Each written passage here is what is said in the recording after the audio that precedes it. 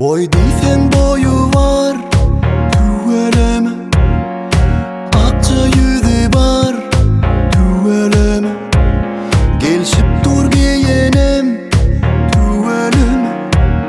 Göreyde sözüm yok, tüveleme. Arzu edip seni düştüm bugüne. Hiç sada hıvısım yok. Hasta men, ey farko sorum